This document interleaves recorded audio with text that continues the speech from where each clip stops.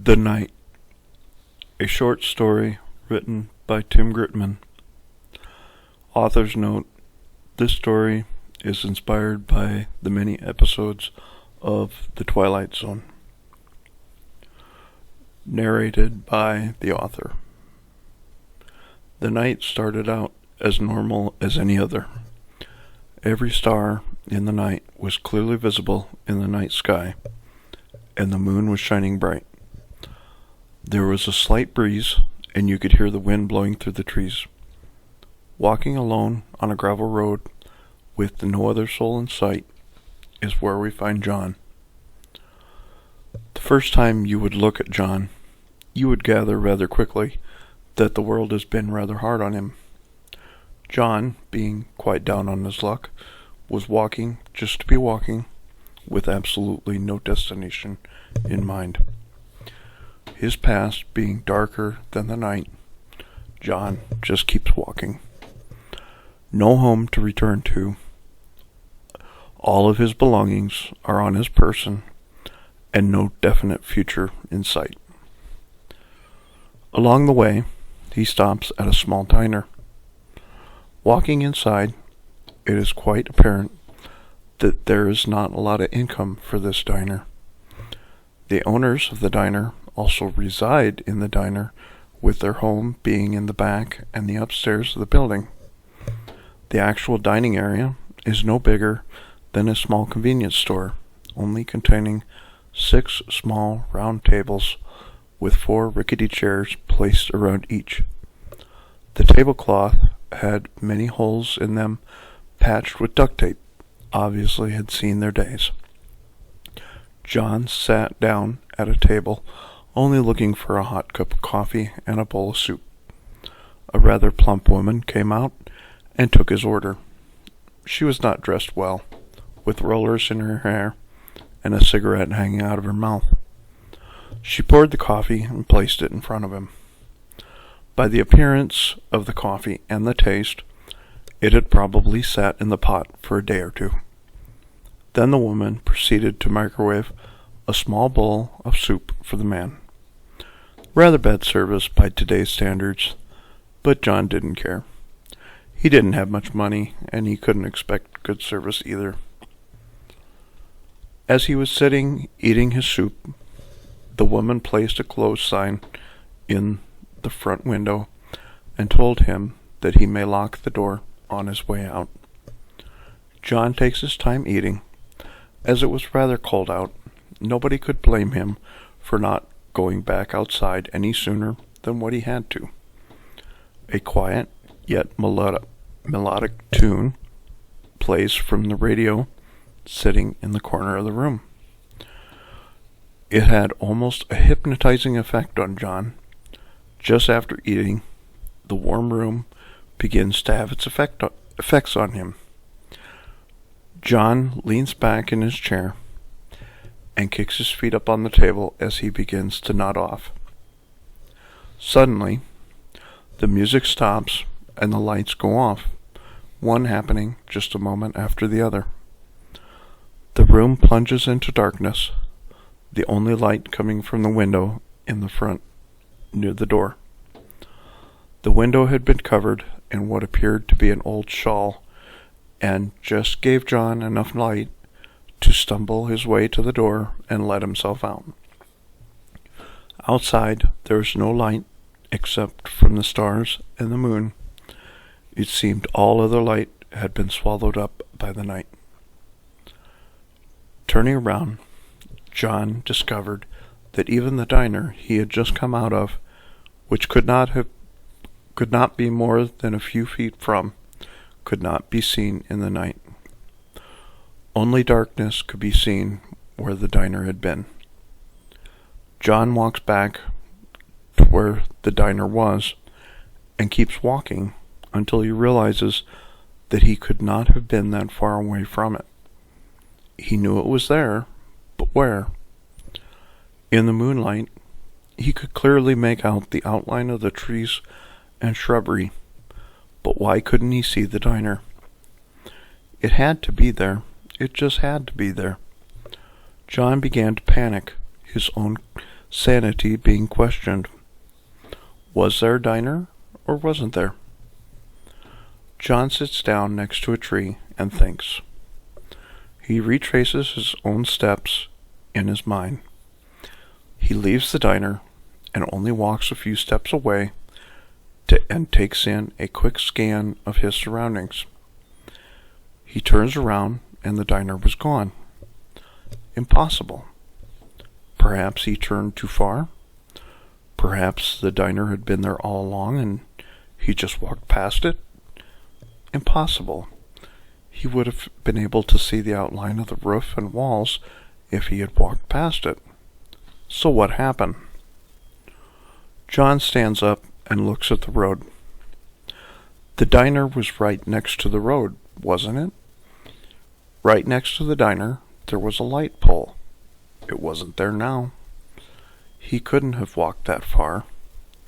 He looks down the road and then looks back up the road. Impossible. There is absolutely no way it could just disappear. Could it? He takes out a silver flask and takes a drink. Was he losing his mind? He leans back and falls all the way to the ground. John scrambles to his feet almost before he hit the ground. There was a tree right behind him. He was just sitting against it. John quickly swings his head around back and forth, straining his eyes to find the tree he had been sitting under just a few moments earlier. This is crazy. How could it be possible that there were no trees that looked similar to the one he had just been sitting against? He chuckled, thinking to himself that he has really lost it now. Sanity is no longer a luxury for John. As it gotten darker, little by little, John noticed that he could not see things as clearly as he could before. He looked to the sky for his only source of light, only to see the many stars that scatter the sky, but he could not locate the moon. Maybe the moon had moved beyond the horizon. It was the only sane explanation that John could come up with.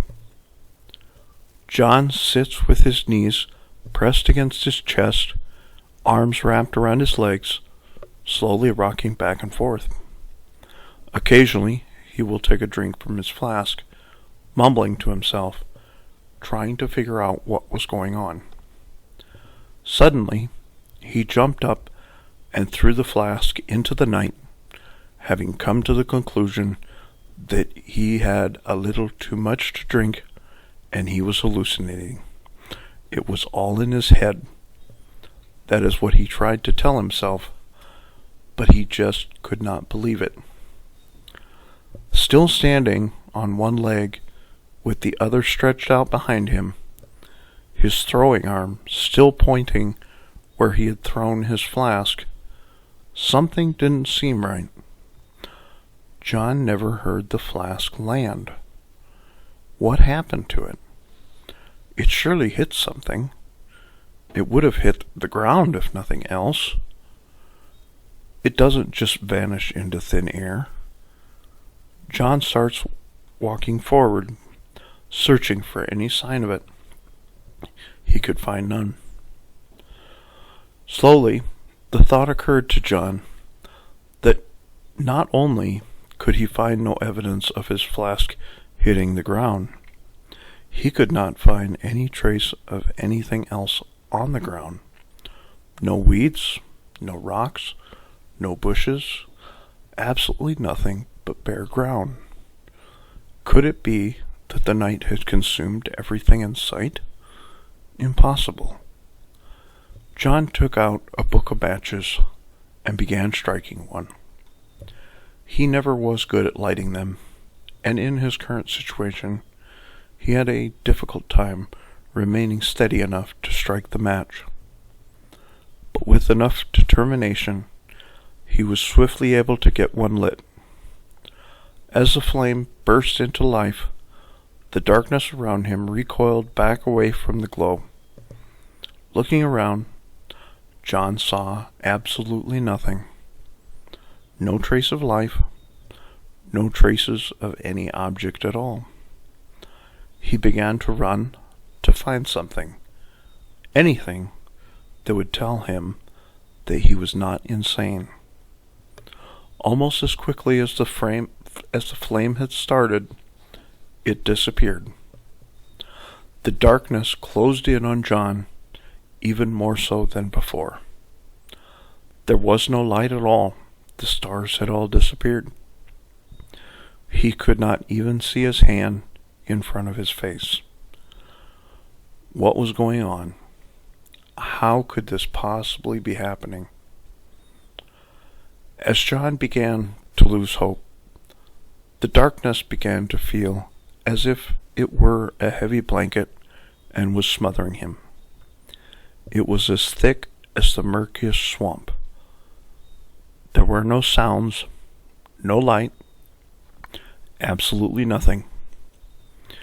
It was as if the only things the night hadn't engulfed were John and the ground he was laying on. John was lost in complete and utter darkness. John began walking. Walking just to be walking, with no destination in mind. Desperately trying to find a future full of light, any light at all, John keeps walking. John had nothing to return to. No diner and no tree, not even the road. But yet he keeps walking. Walking to find a way out of this darkness. Walking to be walking, and mostly walking to find a light. Walking to find something besides the darkness he finds himself in. The end.